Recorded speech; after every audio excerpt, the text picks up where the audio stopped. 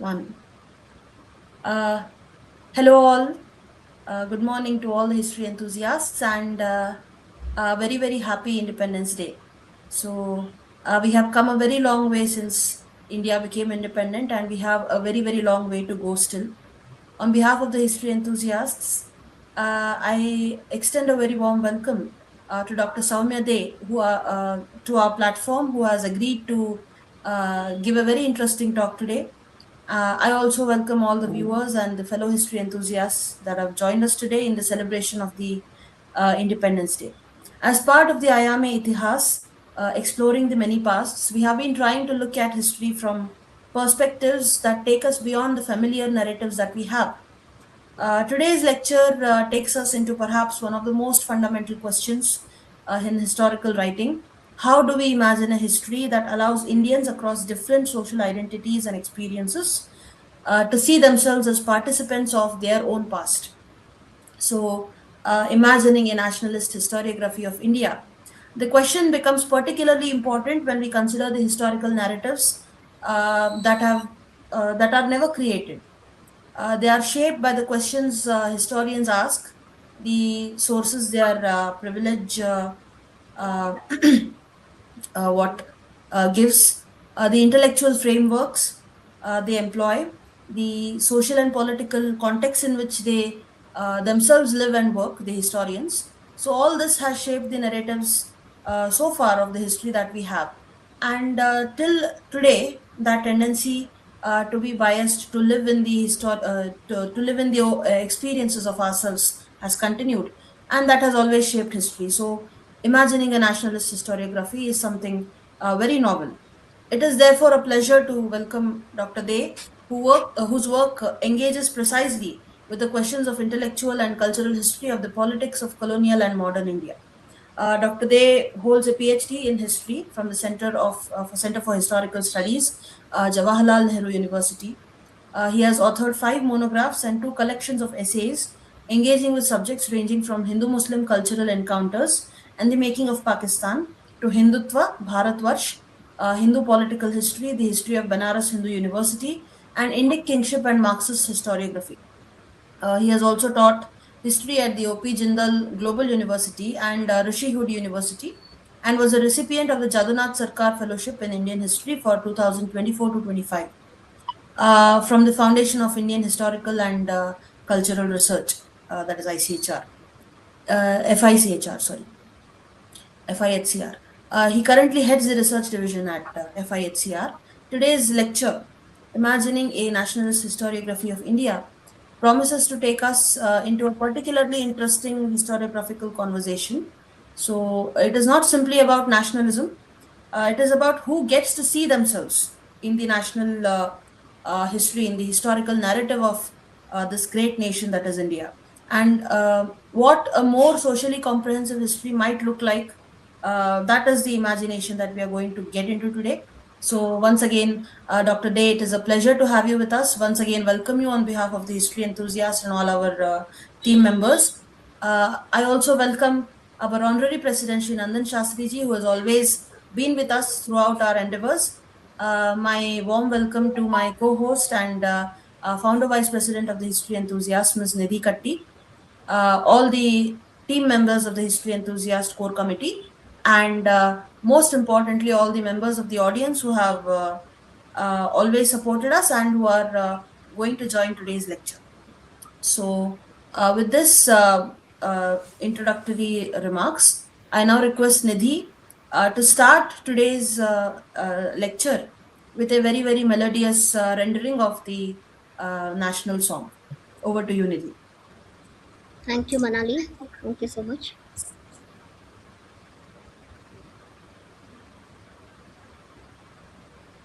वन्दे मातरम् वन्दे मातरम् सुजलां सुफलां मलयज शीतलां सस्यश्यामलां मातरम् Vande Mataram शुभ्रज्योत्स्नां फुलकितयामिनीं फुल्लकुसुमितद्रुमदलशोभिनीं सुहासिनीं सुमधुरभाषिणीं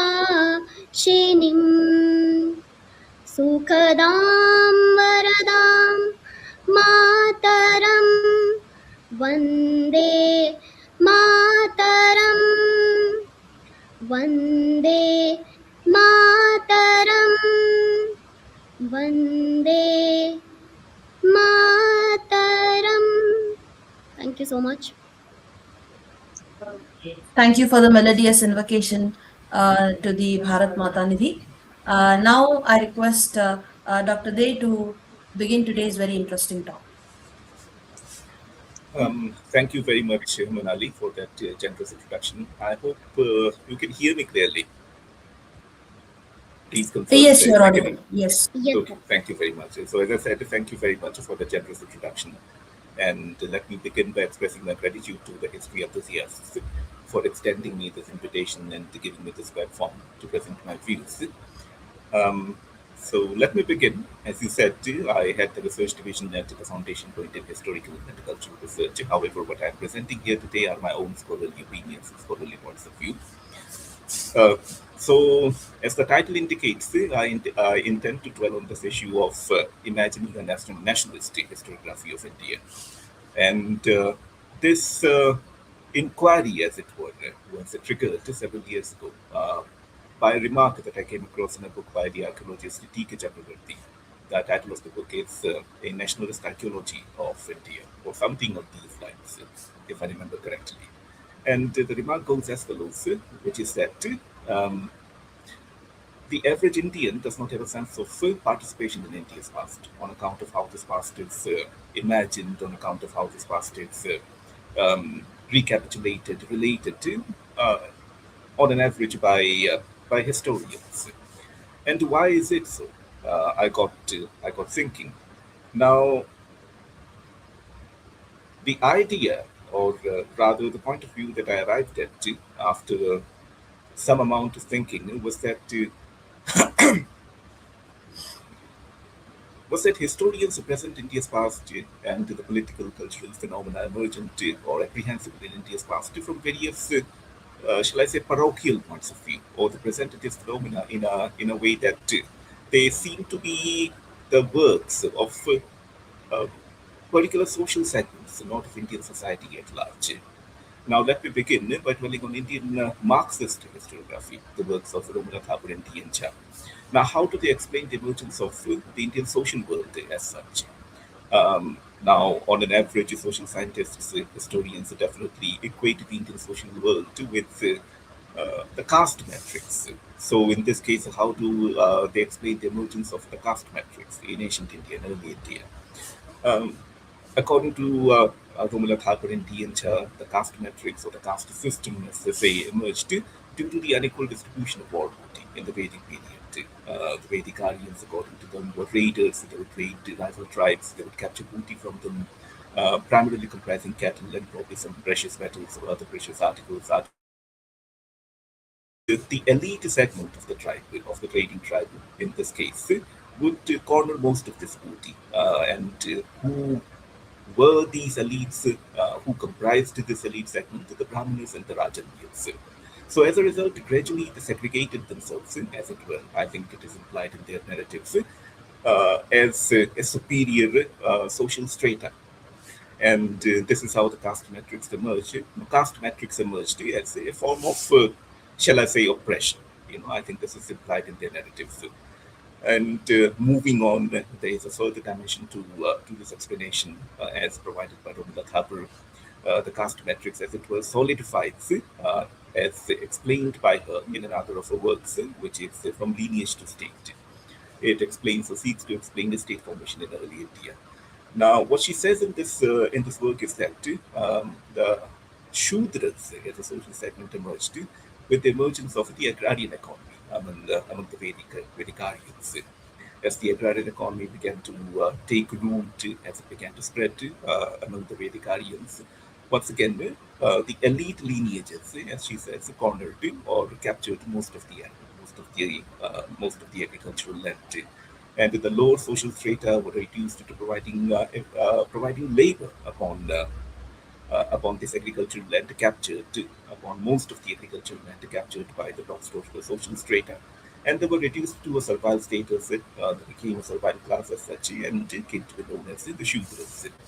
So, what is implied in both these explanations, or all of these explanations, in terms of the emergence of the Indian social world, is that it comes into existence as a result of the forceful machinations of certain elite social segments. It is not the result of uh, shared agency as such, agency distributed across the social world as such. It is not the work of everyone, everyone comprising the social world. It is not the work of or the result of a general social consensus in the way of people coming together thinking that let us organize ourselves in such manner, uh, so that we can secure our existence, so that we can secure our general well-being, and so on. It is, as I said, let me repeat myself, the result of the machinations of certain elite social segments.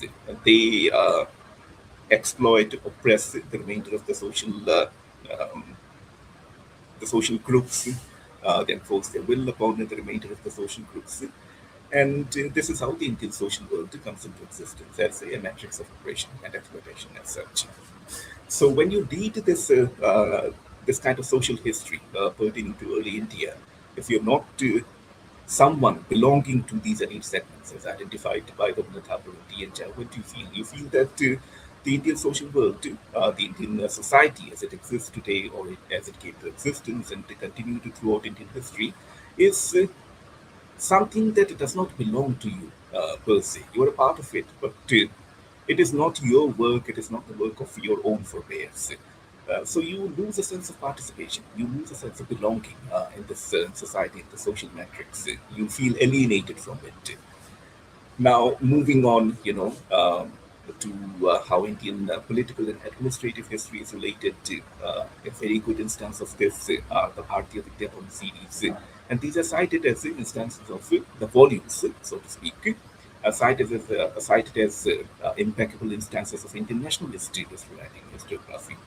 And in a way, yes, I would concur with this point of view because they provide a very kaleidoscopic view of Indian political and administrative history.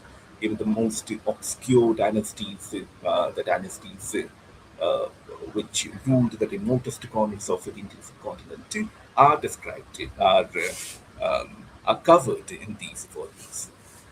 But once again, the way they relate Indian history is from the point of view of the doings, the work of the elite segments, the ruling segments. Indian history is related as the outcome of the activities of the ruling strata and the elite royal functionaries and so on. The political and administrative systems as they emerged and developed over the course of Indian history are related as the outcomes of the initiatives of the ruling strata and the elite functionaries attached to the ruling strata. So once again, when you read this history, you do not feel like a full participant in Indian history. At least, I suppose, if you do not imagine yourself, or if you cannot imagine yourself being descended from certain social strata, which might have comprised these ruling segments, these elite functionaries, it is difficult to do so, perhaps. Um, Once again, let me also concede that yes, in a way, these volumes are instances of national historiography in the way that, in terms of the way that cover Indian history at large from the administrative and political points of view. As I said, they cover even the remotest and the most obscure dynasties, but still, I notice this deficiency perhaps in the way they relate Indian history. But once again, let me also concede that this deficiency is something very contextual. Yeah, in the sense that these volumes belong to a certain time and age. And it was a time and age when it was thought by historians that if they compile data, facts of a certain kind, history simply tells itself.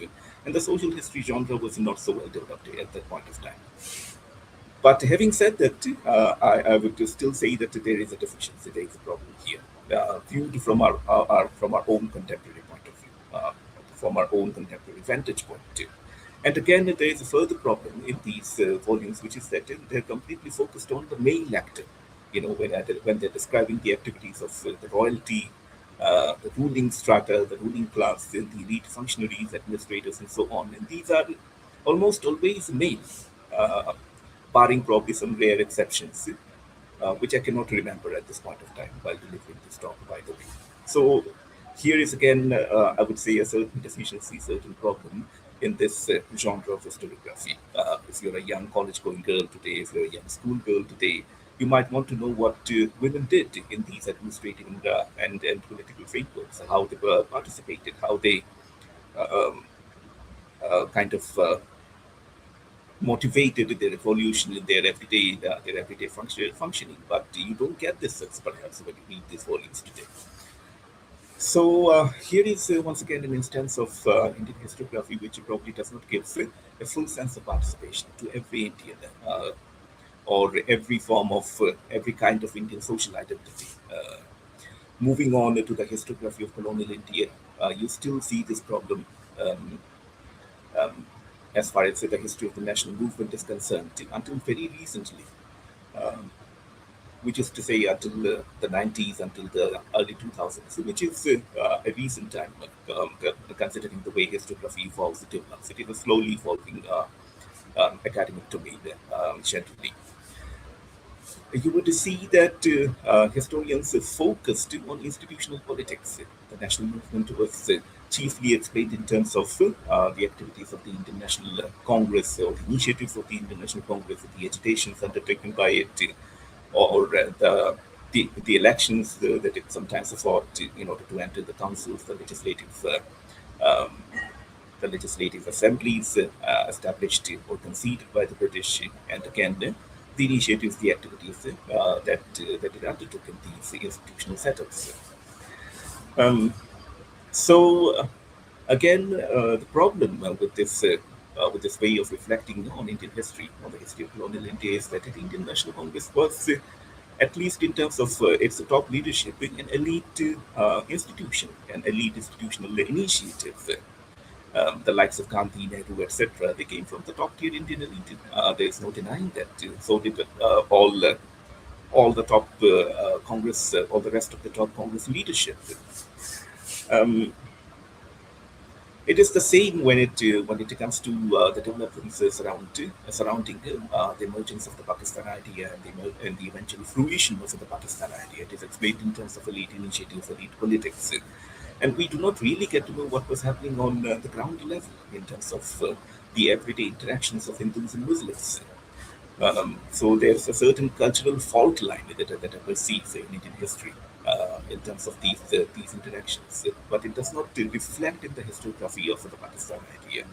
Uh, a, a certain corrective to this approach was recently provided by Venkat Thulipala in his book Making a New Medina, in which he demonstrated that the Pakistan idea was indeed a reflection of a general mass Muslim sentiment.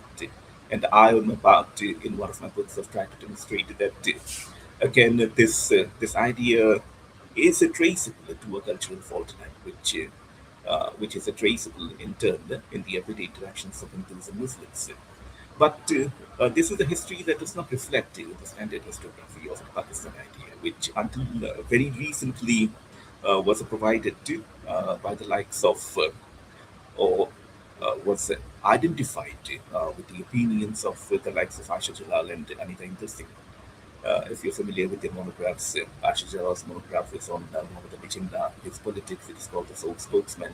And the title of Anita Indersing's monograph I forget at this moment. But once again, the entire course of the Pakistan idea, the entire course of developments leading to the fruition of the Pakistan idea is explained in terms of institutional politics and the activities of elite actors.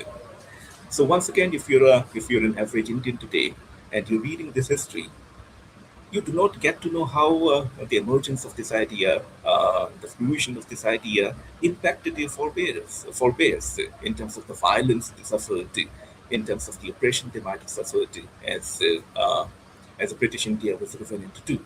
You would think that well, it was just some elite actors, drawing or facilitating the drawing of certain lines on the map of the Indian subcontinent. An entire history of sorrow, as it were.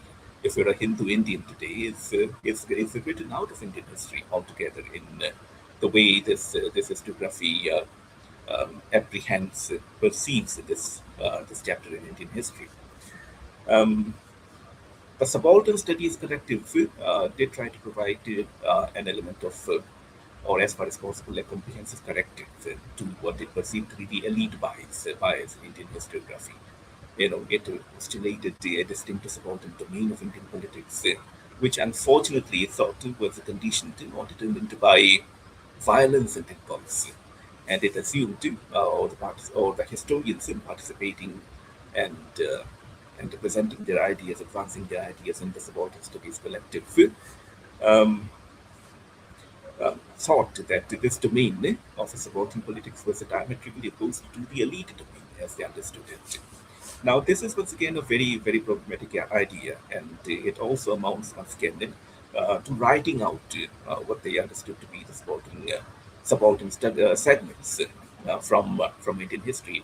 It is actually not very charitable to these segments. I would dwell on this issue in a while, a little more. By the way, please let me know if I'm going too fast and if I'm making sense to you, Nidhi and Manali. Yes, sir. Yeah, it's Everything perfect. okay? The pace of Yes. delivery, and I hope I'm making sense. I see that it is nearly 12. So, Nidhi and Manali, what I'll do is that I'll speak for probably 5 to 10 minutes more. As it is, I'm nearing the end of my presentation, and then we can have a discussion perhaps. Sure, that Okay, works well. okay, okay, very well. Now, moving on to a further aspect of a colonial India, which is the caste assertion. And this is something, or this is a phenomenon which has been covered by the likes of Christoph, Jeffrey Lowe, Kay Longfett, and they reflect on this phenomenon, or they reflect or they cover this phenomenon in a way as to suggest that Indian society was inherently oppressive, that the instances of caste assertion which occurred in colonial India are traceable to the inherently oppressive nature of Indian society or the Indian social system as such, and it is also implicitly suggested, perhaps, uh, in the narratives that this oppressive nature of Indian society was accountable, was an account of Brahmanical privilege. Now, talking of a Brahmanical privilege, several historians, in fact, repeatedly use the expression Brahmanism to postulate Indian religious values and religious practices. If you read the historiography of ancient India, of early India, uh, the expression Brahmanism appears repeatedly in the works of left historians, especially. Um, so, um, once again, they perceive the Indian social system, the Indian religious system, in a way as to hint, in a way as to insinuate that it was the result of elite manipulation, that it represented the interests of a certain elite segment, a tiny elite segment, which was also the exploited class, which probably manipulated the rest of society uh, with the aid of these values, these religious notions, in a way as to once again fulfill its own interests, and so on. Nevertheless, to return to the genre of historiography, the branch of historiography that I was discussing. So, to repeat myself, the likes of K. Longford, Christoph Jeffrey seem to attribute the instance of caste assertion in colonial India to the inherently oppressive nature of Indian society, and they might also be hinting implicitly, even though they do not use the word itself, that it was on account of Brahmanism, which is once again a very problematic way to approach these phenomena in colonial India, in my opinion. And it is also gross misrepresentation of Indian society, of the Indian social system. But once again, the same old problem. If you are a young Indian today, if you're a Gen Z Indian today, regardless of your social identity, regardless of your gender, what do you feel when you read the history of colonial India written related from this point of view? you feel written out of it, as it were. You feel that, if, especially if you belong to the social identities, represented the social identities, which were in turn articulated through these instances of caste assertion, you might feel a sense of oppression. You feel that you belong to a social system which does not enfranchise you completely, socially and culturally speaking, because, as I said, from the points of view of these historians, it is inherently oppressive, and it is the work of, it is the result of elite privilege in the way it took shape, in the way it functioned. Um, so, now to wind up my talk, what can be the corrective to this historiographic problem? Very consistent historiographic problem in the way Indian history is related, in the way Indian history is understood. I suppose we need to take, as far as possible, a very comprehensive social history approach. Now, I think the resources, the intellectual, conceptual, analytical resources for this approach are available to us already in these, in certain nooks and crannies of Indian scholarship, Indian social sciences scholarship. But we have to trace these resources, these analytical frameworks, with the due honesty, deploy them with the due honesty. Now, to give you certain examples of these resources, of the resources rather that I'm talking about, you can find them in social anthropology, for instance, in the works of the likes of G.S. Collier and Srinivas. Now, what emerges from the social anthropological scholarship is that the Indian social system articulated or provided the basis for a shared civic life. G.S. Collier, for example, uh, writes in his monograph on caste. I've forgotten the title of it. I'm afraid I'm rather forgetful by nature. That a village, that a typical Indian village, regardless of the multifarious caste identities that it harbored, regardless of the individuals, the groups professing different caste identities that it comprised, formed or articulated a common civic life. He does not quite use the expression common civic life. This is something uh, that I'm attributing, or this is an understanding that I'm attributing to him based on what he's observed. Now, what has he observed? He writes that, for instance, um, uh, dispensing justice, for instance, in a typical Indian village, was a collective affair in which the elders of all caste groups would participate, including the elders of the caste groups, which we um, today term Dalit. Uh, So, dispensing justice, the justice was a collective affair on the part of the elders, on the part of the notables of all caste groups. And here is an instance in my understanding of the shared civic life of all the caste groups inhabiting a village. And again, a village comprised one economic unit. Once again, this is also an instance, I would say, this is also a way, I would say, uh, in which a village, regardless of distinct caste identities, served as the basis for a common civic life. Because we must understand that there are multiple dimensions into a shared civic life, and one of these dimensions is the economic. India, the Indian polity, for instance, is one enormous, gigantic shared civic life, and there is, of course, the economic dimension to it. It is a shared civic life because it is also a common economic system. Moving on to Srinivas' scholarship, this is once again a reality which emerges there from that, regardless of the distinct caste identities, an Indian village provided or comprised a shared civic life. Um, it was an economic system, once again, a shared economic system, and a village relative to other villages, it provided a common front, acted as a common front if some dispute emerged. So once again, this is a way in which the village functioned as a shared or common civic life. Looking back at Indian history now, if we take a retrospective view and try to verify what Courier and Srinivas observed in the 1940s, 1950s in medieval, ancient, or very early India, I think we do notice that um, that once again the Indian social system, as the Courier and Srinivas observed, functioned as a common or shared civic life. Um, the Vedic polity, for instance, had these representative institutions, the Sabha, Samiti, and the Vidat. The Sabha represented the tribe at large. The Sabha represented the notables of the tribe, or rather comprised the notables of the tribe. The Samiti represented the tribe at large, and the Vidat, it is assumed, served a redistributive function.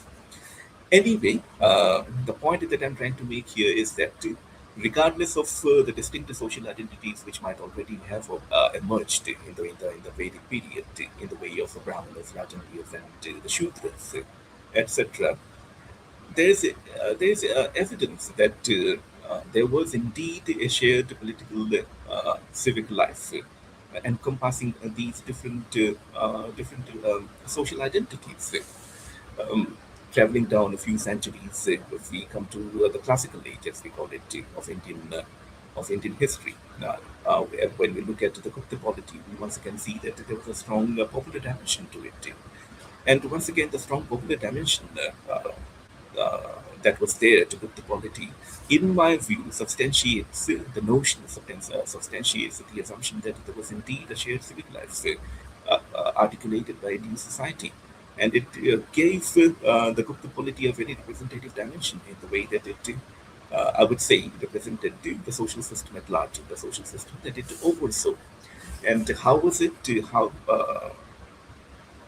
the way of actual facts, um, uh, they were representative with our popular assemblies, bodies in the villages, in the towns, in the Gupta polity.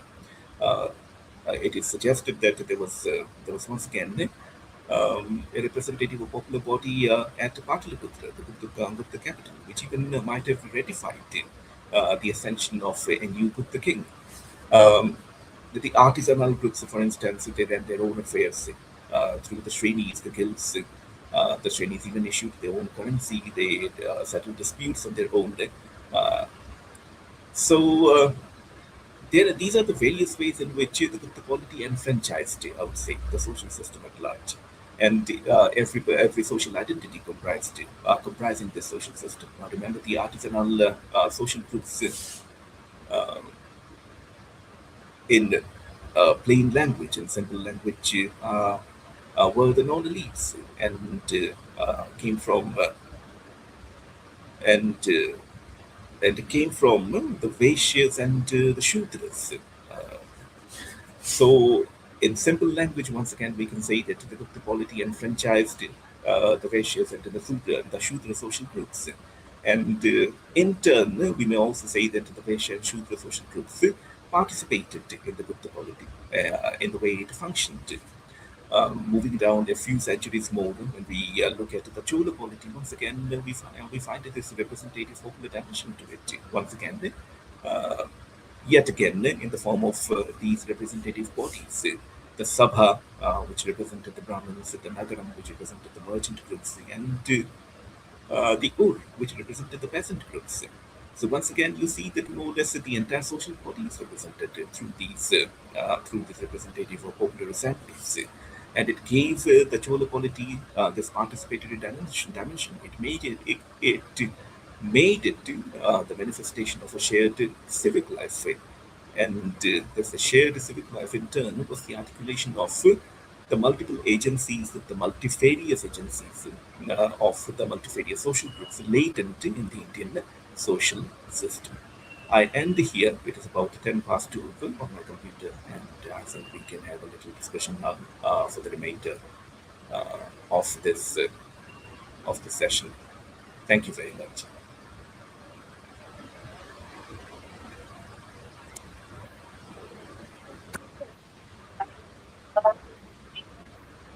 Thank you very much, Dr. Saumya.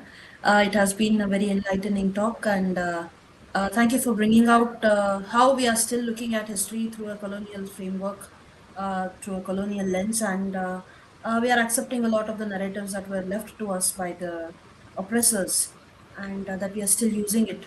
So we have to come out of that, and we have to write our own history in a way that includes the different sections of India that have been underrepresented for whatever different reasons. Thank you very much. And we do have a bunch of questions, and those are by me actually for the discussion. One is from Nandan sir. So uh, we could start the discussion from here with your permission. Yes, yes, please. So yes. My question was, nationalist historiography, as you said, should give every Indian a sense of participation.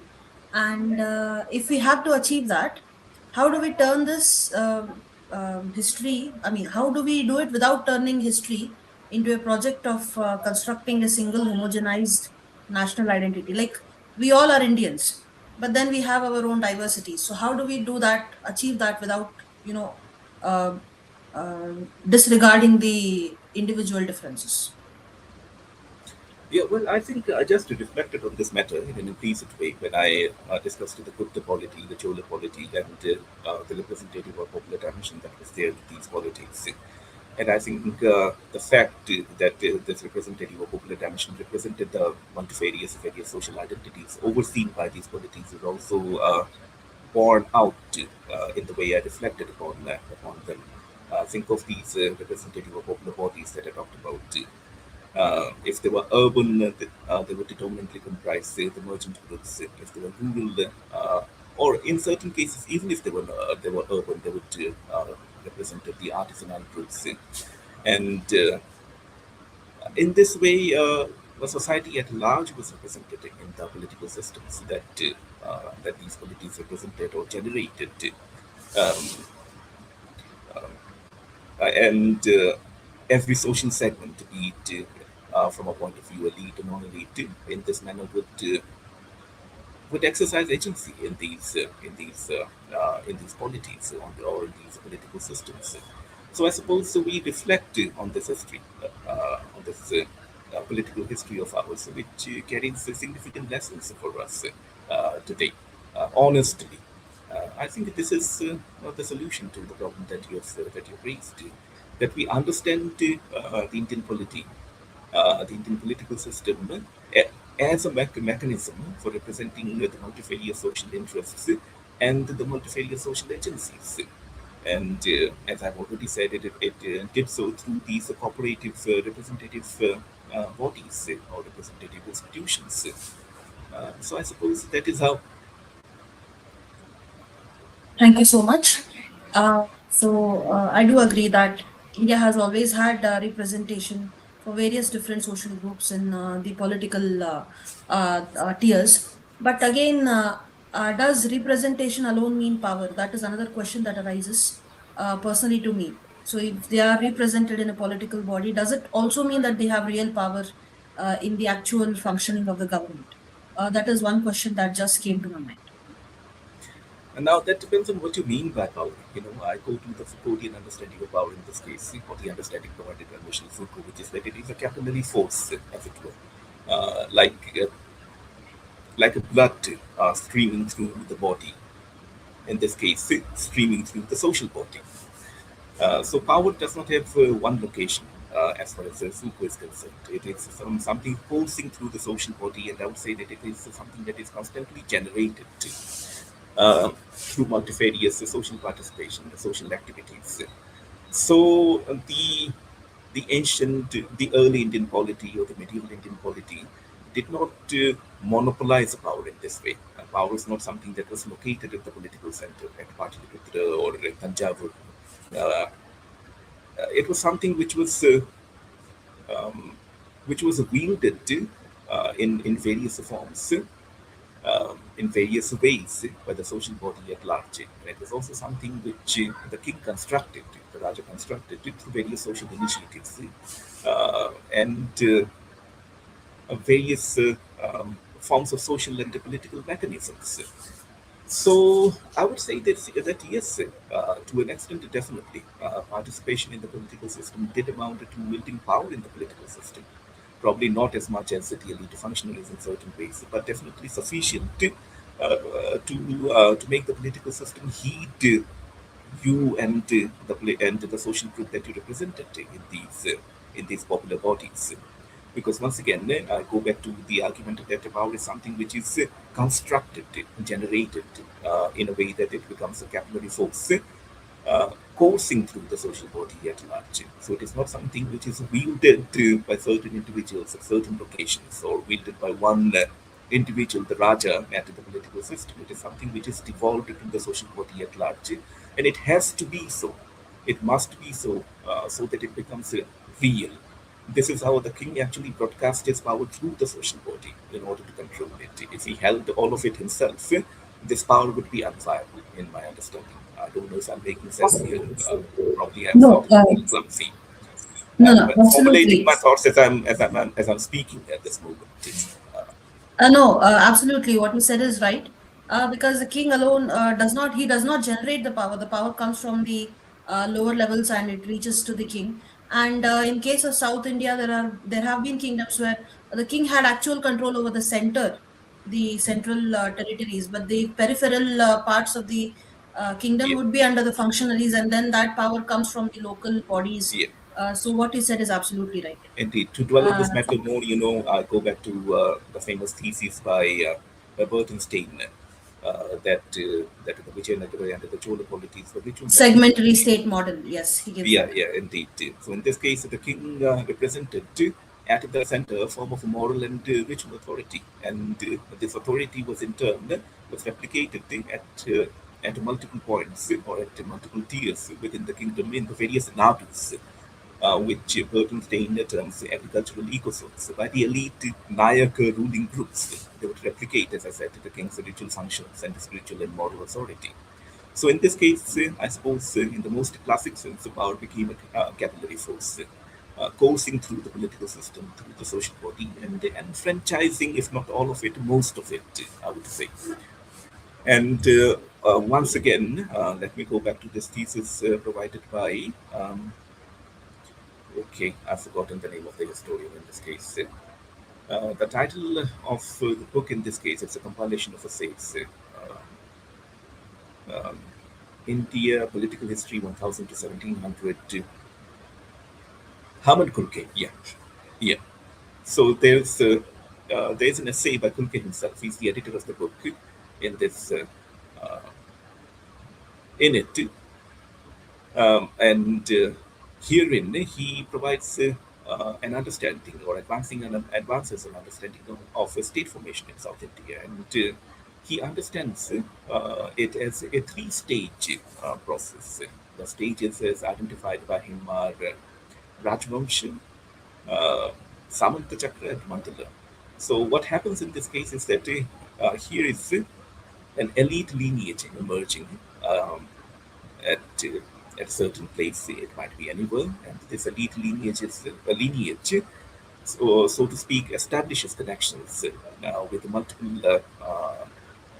multiple elite lineages, and it establishes a circle of Nayakas, ruling functionaries, and eventually establishes a territorial polity, which is termed mandala by Herman Kulke. So once again, this is an instance of the construction of power through social activity and social mobilization in a way that it functions as a capillary force. Uh, so I suppose yes, we have dwelt in this matter enough. Thank you so much. So, Nandan sir has asked a question. In practical terms, how can historians balance this inclusive perspective with the needful critical examiner of caste, class, gender without replacing one historical bias with another? Well, sir, the thing about history, or for that matter, any form of inquiry in the social sciences, is that it is a bias actually. The subjective element cannot be removed altogether, I suppose, from any form of inquiry in the social sciences. But what we can do is to limit the subjective element as far as possible. So, my intention in the session, in the course of this discussion that we are having here, is not to present a roseate picture of Indian history. I'm not saying that it was all like utopian back in the day, prior to the arrival of the British and all. or the Europeans in India, or prior to 712 or 707 or 717 CE, when we had the first Arab invasion. Every society has its problems. I go back to this remark by Fernand Braudel, which is that every society is divided against itself. So there are fault lines in every society. There is aggression in every society. But it is one thing to recognize fault lines. It is one thing to recognize aggression in a social system for the sake of a commitment to truth and to justice. And it is quite another thing to target entire society, entire social system as inherently oppressive, so, which is something most historians have done until recently. And it is a very distorted picture of Indian social history, as far as I understand it. So yes, definitely we have to take a critical look as far as the mutual relationships of the various social groups in Indian history are concerned, as far as the gender relations in Indian history are concerned. And we must do that with enough objectivity, in the sense that we must try to limit our own subjectivities while undertaking these inquiries, and present as far as possible an authentic picture um, of Indian history. When I said that artisanal groups, ran their own affairs through the guild system, the polity. What do I mean? I mean that I think it is implied in the observation that these were male actors. These were male artisans, not female artisans, women who participated in the guild system and ran the affairs of the guild system, and provided a participatory dimension to the polity. So yes, women's agency was restricted in various ways in ancient and medieval India. But we must also recognize the fact that it was not restricted because men are always, evil, unmitigatedly evil, which is once again not to say that men are not evil altogether. Yes, masculine bad behavior exists. But at the same time, we must also recognize the fact that the social environment was oftentimes unsafe, or rather not safe enough for women to participate in political activities, or in this case, corporate activities. Uh, I hope I'm making sense here. So here is, I suppose, a way that you can take a balanced approach towards the subject matter. You recognize the fact that here is a form of participation, namely the guild system, in the political apparatus that existed, that prevailed in the polity. But once again, this form of participation represented a male agency, um, and if this form of participation represented is not exclusively to a considerable extent male agency, it was not also due to the reason that the men were inherently biased against women. Probably there were constraints in the social environment on account of which full enfranchisement of women was not possible. So I suppose here is how you demonstrate a commitment to truth and social justice. And what lesson do you derive from this reality when you authentically capture it? I suppose the lesson that you ought to derive is that once again, in the contemporary Indian polity or the Indian political system, well, there should be similar mechanisms to provide the non-elite groups a full political participation. And once again, since the full political participation was not provided to women back in the day, we ought to provide it today. This is the lesson, this is the takeaway I suppose, um, uh,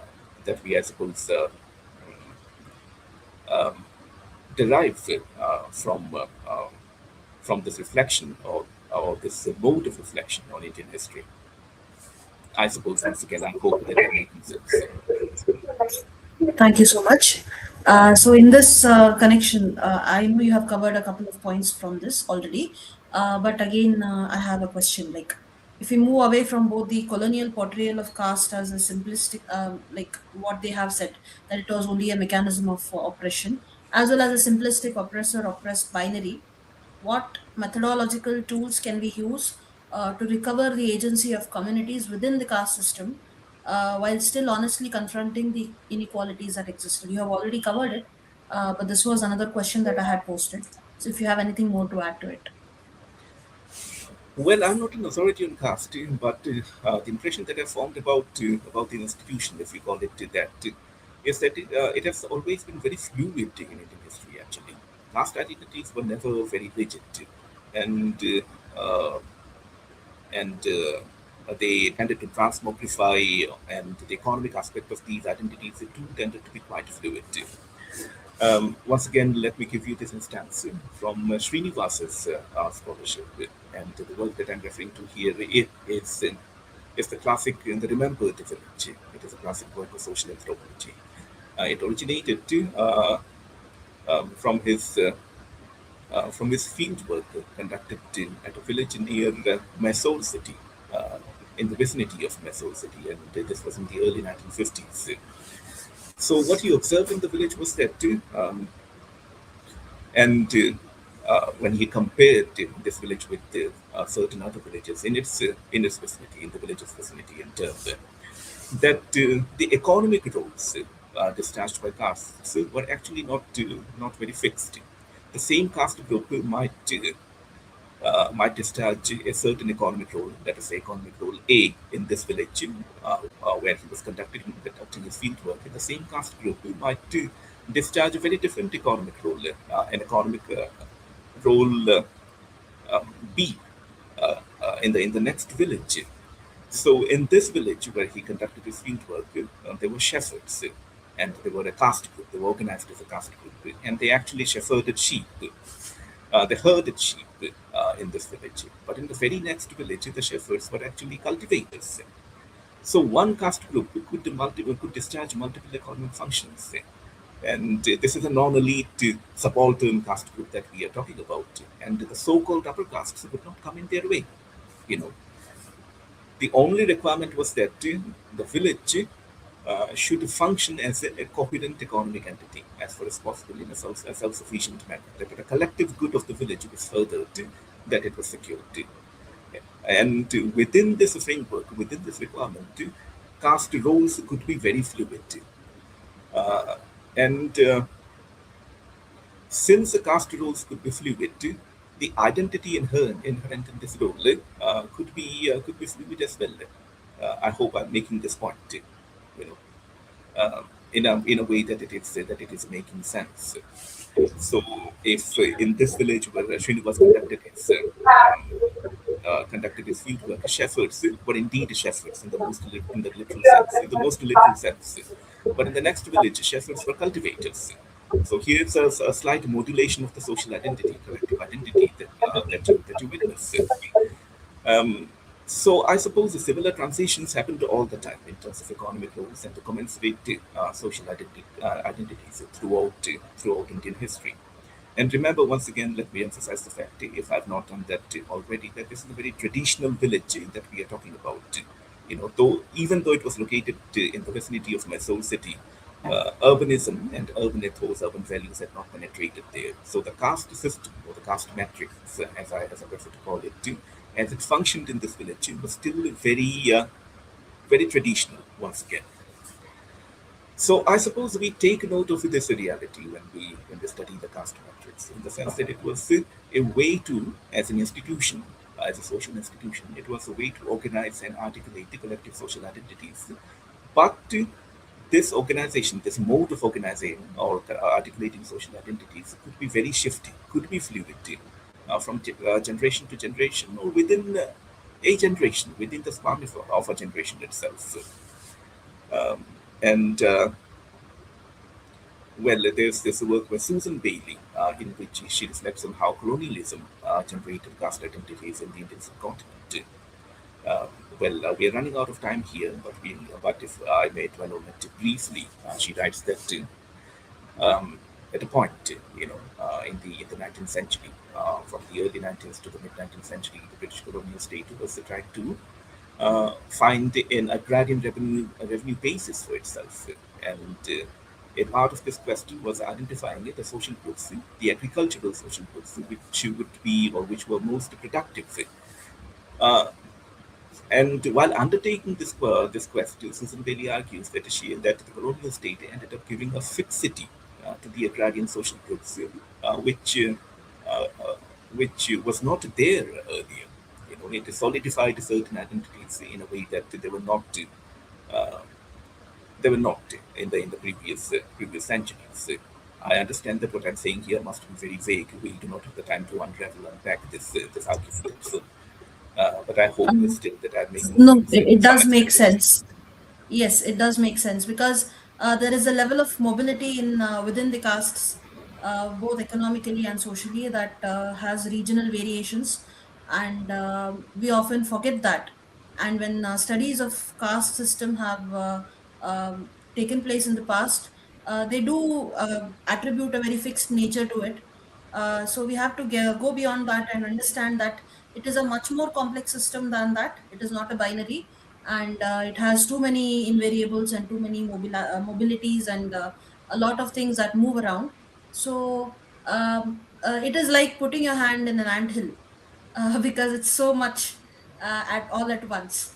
It is definitely very complex to explain within a couple of minutes. But you have done a very good job of answering my question. Thank you very much. Thank you. And I think I have several other questions, but I'll ask just one last question because of the paucity of time. So my question is, just a second. The first part is missing. Yeah. What happens when different communities remember the past in fundamentally incompatible ways?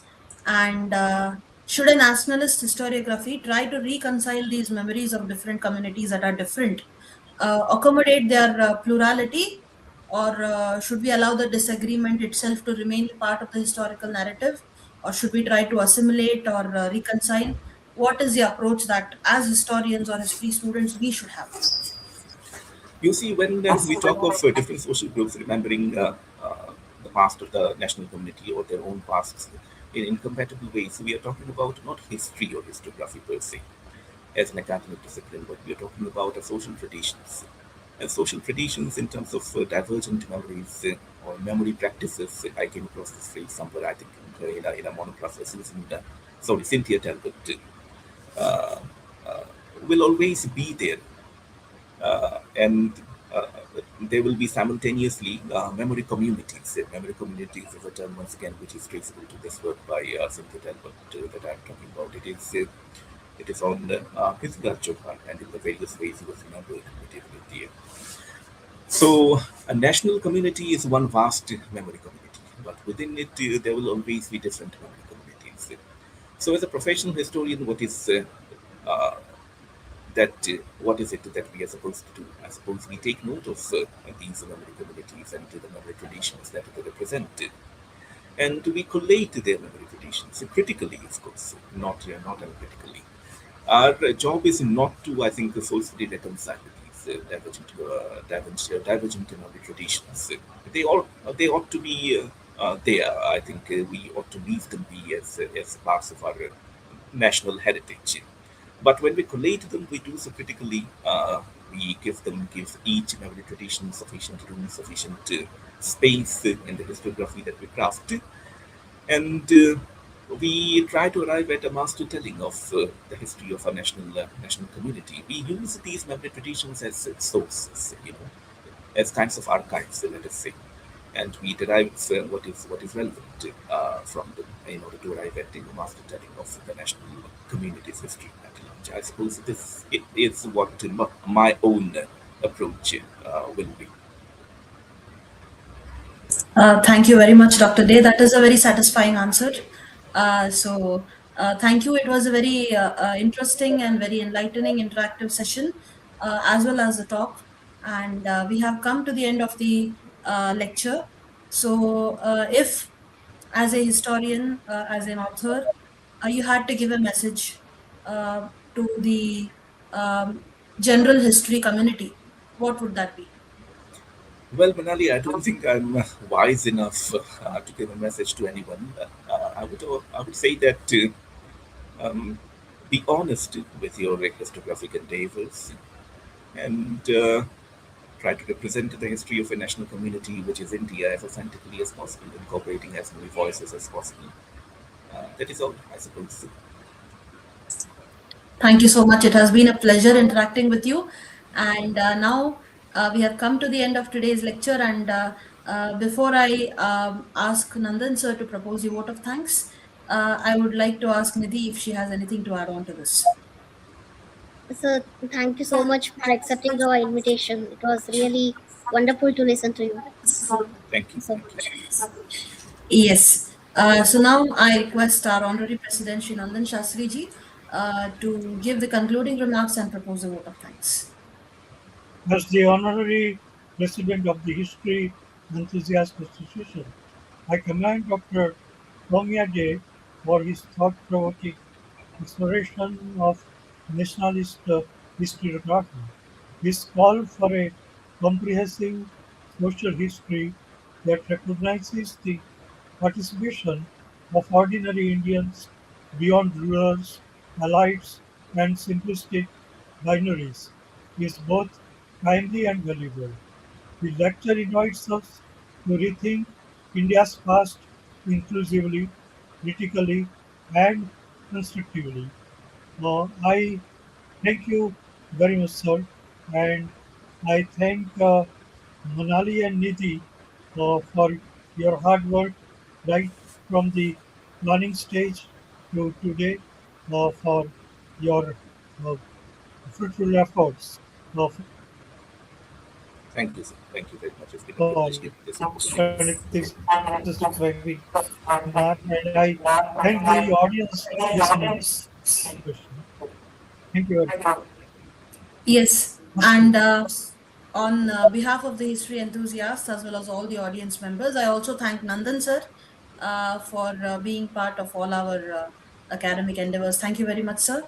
You are very inspiring. Once again, thank you, Saumya ji, for accepting our invitation and being a part of today's Independence Day celebration with us.